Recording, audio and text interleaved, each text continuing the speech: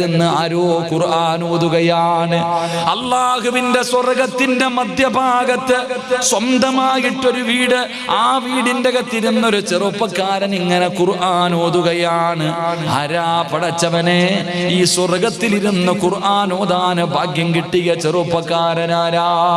അല്ലാഹുവിന്റെ പ്രവാചകൻ അത്ഭുതത്തോടെ നിൽക്കുമ്പോൾ, അല്ലാഹുവിന്റെ റസൂൽ അത്ഭുതത്തോടെ നിൽക്കുമ്പോ ജിബ്രീൽ എന്ന മലക്ക് പറയുന്നു, യാ റസൂലല്ലാഹ്, അത് ഹാരിസത്ത് ഇബ്നു നുഅ്മാൻ, അത് ഹാരിസ എന്ന സഹാബിയാണ്. അത് ഹാരിസയാണ് നബിയെ, അത് ഹാരിസയാണ് നബിയെ. അല്ലാഹുവിന്റെ റസൂൽ ഇങ്ങനെ കണ്ണ് തള്ളിയിട്ട് നിൽക്കുകയാ. അവിടുന്ന് ചോദിക്കുന്നു, ജിബ്രീലേ, എന്റെ ഹാരിസാനെ നിനക്കെങ്ങനെ അറിയാ?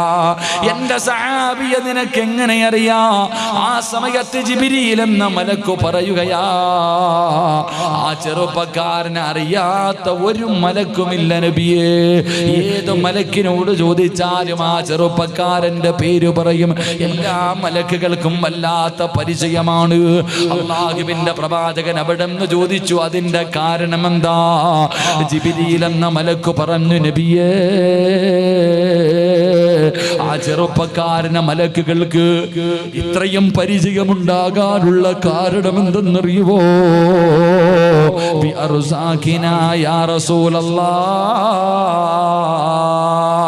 അല്ലാഹു നാളെ സ്വർഗത്തിൽ ഭക്ഷണം കൊടുക്കുന്ന ചെറുപ്പക്കാരനാ. അല്ലാഹു നാളെ സ്വർഗത്തിൽ കടിക്കാൻ ഭക്ഷണം കൊടുക്കുന്ന ചെറുപ്പക്കാരനാണ് ഹാരിസ. ആ ഹാരിസാനെ അറിയാത്ത ഒരു മലക്കുമില്ല. അല്ലാഹുവിന്റെ റസൂൽ അവിടെ നിന്നുണ്ടല്ലോ. പ്രവാചകനതാ ആയിഷ ബീവിയോട് ഇത് പറയുമ്പോ ആയിഷ ബീവി ചോദിച്ചു, നബിയേ, ഈ പ്രതിഫലം കിട്ടാനുള്ള കാരണം എന്താ? സ്വർഗത്തിന്റെ മധ്യഭാഗത്തൊരു വീടും അല്ലാഹുവിന്റെ അടുക്കൽ നിന്നുള്ള ഭക്ഷണവും, ഇത് കിട്ടാനുള്ള കാരണം എന്താ? കദാകൽ ബിർറു, മാതാപിതാക്കൾക്ക് ഗുണം ചെയ്തതിന് അല്ലാഹു കൊടുത്തതാണെന്ന് നബി മുഹമ്മദ് മുസ്തഫ.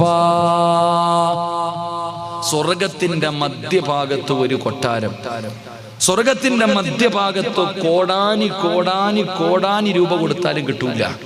സ്വർഗത്തിന്റെ മധ്യഭാഗത്ത് സ്വന്തമായിട്ടൊരു വീട്, രണ്ട് അള്ളാഹുവിന്റെ അടുക്കൽ നിന്ന് ഭക്ഷണം വാങ്ങിക്കഴിക്കാനുള്ള ഭാഗ്യം അള്ളാഹു നൽകി അനുഗ്രഹിക്കുമാറാകട്ടെ.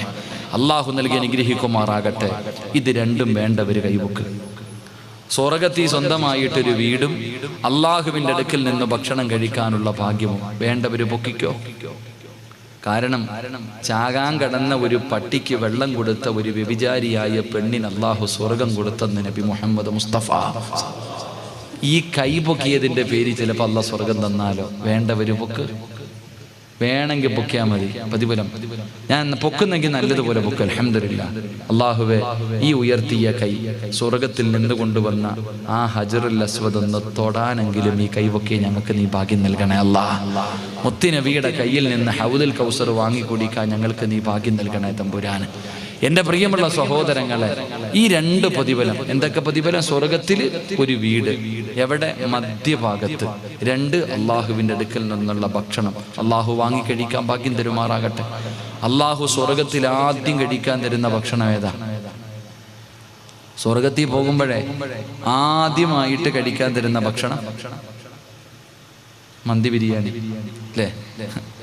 അത് കുഴിമന്തി. ഇവിടുത്തെ ബിരിയാണിക്ക് എന്തോ പറയുമല്ലോ, അങ്ങനെ എന്തോ ആണല്ലോ. മട്ടൻ മന്തി ഇല്ല, ഇതിലൊക്കെ ആവട്ടെ. എന്താ തരിക?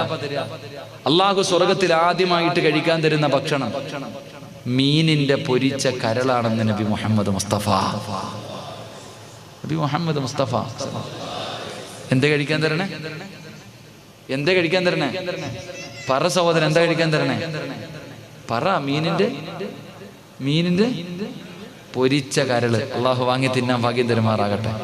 മീനിന്റെ കരള് തിന്നിട്ടുണ്ടാ? പറ. മീനിന്റെ കരള് തിന്നിട്ടുണ്ടാ? മീനിന്റെ കരളിരിക്കുന്നത് എവിടെയാന്ന് കണ്ടിട്ടുണ്ടോ? തലച്ചോറിനകത്തില്ലേ? പെണ്ണുങ്ങൾ നാളെ മീൻ വെട്ടുമ്പോ ഭാര്യയുടെ അടുക്ക പോയിരിക്കണം. എന്നിട്ട് ഭാര്യയും ഭർത്താവും കൂടെ തിരയാ, കരളെവിടെ ഇരിക്കണേ. പെണ്ണുമ്പിള്ള പറഞ്ഞു തരും കരളെവിടെ ഇരിക്കുന്നതെന്ന്. അള്ളാഹു നമ്മുടെ ഭാര്യമാരെ സാലിഹത്തുകളാക്കി തരുമാറാകട്ടെ.